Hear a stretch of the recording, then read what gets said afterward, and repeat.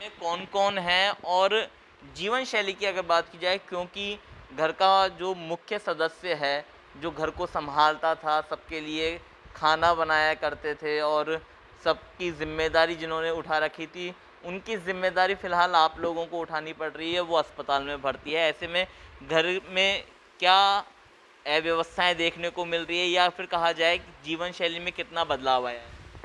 अब वो अपने आप ही आ जाता है। अब पता ही नहीं चलता इंसान को कि देखो जिनके पीछे हम मतलब अब घर परिवार के, अब आप भी जो घूम रहे हो कर रहे हो, सब आपके पीछे भी कोई न कोई, तो हम उनके लिए तो ये सारी ज़िंदगी में जंग कर रहे हैं, सारे संघर्ष उन्हीं के पीछे है। लेकिन कई बार ऐसा होता है कि वो खुद ऐसे उसमें आ जाते हैं, तो ये हमारी जिम्मेदारी बन जाती है। और मुझे इस चीज़ का, मेरे मतलब कभी आज तक इस चीज़ का वो नहीं है कि भाई मुझे कोई मैं थक गया हूँ या मानसिक रूप से परेशान हो गया हूँ या कोई भी।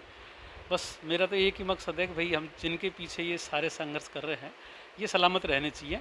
बाकी ज़िंदगी का मकसद ही फिर कुछ रहते नहीं है, तो क्या मतलब है।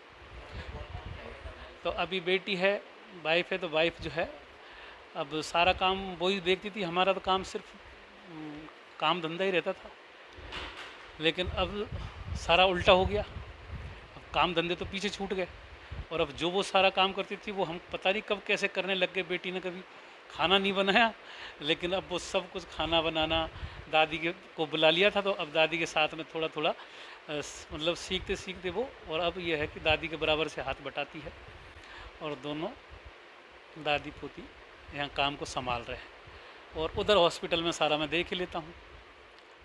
वैसे कुछ ऐसी भी जानकारी है कि आप लोगों के इस दौरान घर में जन्मदिन भी आए, आप लोगों की एनिवर्सरी भी आई, वो और वो भी शायद अस्पताल में ही मनाया आप लोगों ने? जैसे अभी सबसे पहले मेरा बर्थडे आया था 22 मई का, 23 जून का उनका है, तो वो सारे अस्पताल में ही आए। फिर 31 मई का बच्ची का बर्थडे था, वो भी अस्पताल में ही हम थे तब आया। और जो 23 अप्रैल उसकी हमारी शादी की सालगिरह होती 27 अप्रैल, वो भी अस्पताल में ही है। यानी कि 23 अप्रैल को भर्ती हुए थे और 27 अप्रैल की मैरिज एनिवर्सरी थी, तो वो सब अस्पताल में ही मने अब की बार सारे। और वहाँ पर भी अब आप लोगों के तो काफ़ी अस्पताल में फ़ैमिलियर वो हो गया होगा माहौल। हाँ, नहीं नहीं, अब हमारा तो नेचर मेरा ऐसा रहा है ना कभी, कि हम तो सब पूरे उसको परिवार ही समझते हैं।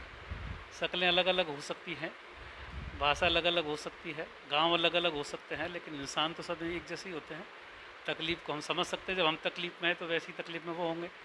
तो लोगों से बिल्कुल एक घर परिवार की तरह रहे अस्पताल में, और समझते थे हम भी एक दूसरे की परेशानी को। कुछ लोग हमारी हेल्प के लिए आगे रहते थे, कुछ की हम हेल्प को आगे रहते थे हमेशा।